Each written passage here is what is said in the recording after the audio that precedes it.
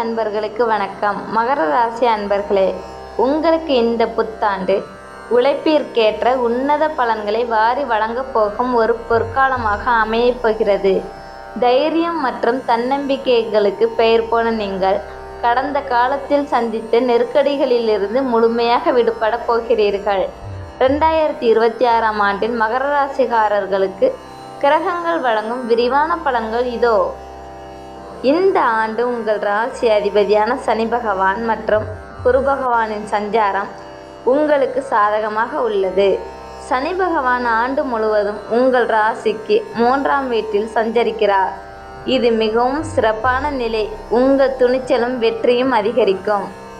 குரு பகவான் ஜூன் மாதம் வரை 6இல் இருந்தாலும் ஜூன் முதல் அக்டோபர் வரை சாதகமான இடத்திற்கு மாறுவது உங்களுக்கு பல நன்மைகளை தரும். ராகு டிசம்பர் 5க்கு பிறகு உங்கள் ராசிக்குள் நுழைகிறார். இது ஒரு புதிய மாற்றத்தின் தொடக்கமாக இருக்கும்.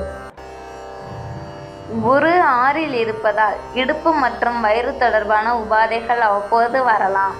செரிமான மண்டலத்தில் கவனம் தேவை. ஜூன் முதல் அக்டோபர் வரையிலான காலம் ஆரோக்கியத்திற்கு மிக சிறந்தது. ஆனால் ஆண்டின் தொடக்கத்திலும் இறுதியிலும் மருத்துவ செலவுகள் சற்று அதிகரிக்கலாம். முறையான உணவு பழக்கம் அவசியம். சனியின் பார்வையால் நண்பர்களின் சேர்க்கை உங்கள் கவனத்தை திசை திருப்பலாம்.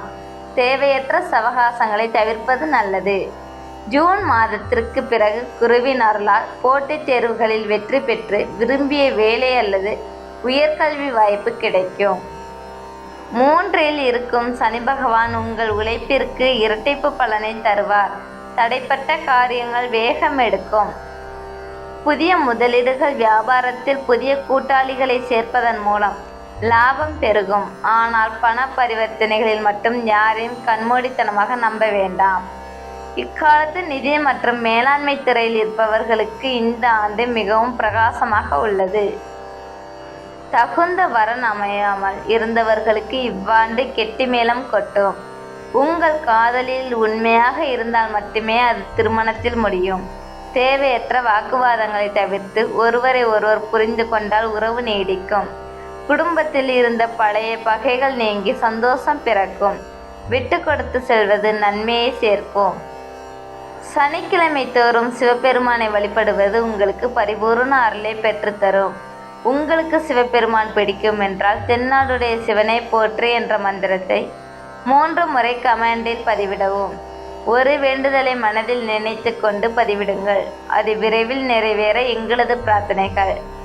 உங்கள் சுய ஜாதகத்தில் உள்ள கிரக அமைப்புகளுக்கு ஏற்ப பரிகாரங்களை செய்ய டிஸ்கிரிப்ஷனில் உள்ள எண்ணை தொடர்பு கொள்ளவும்.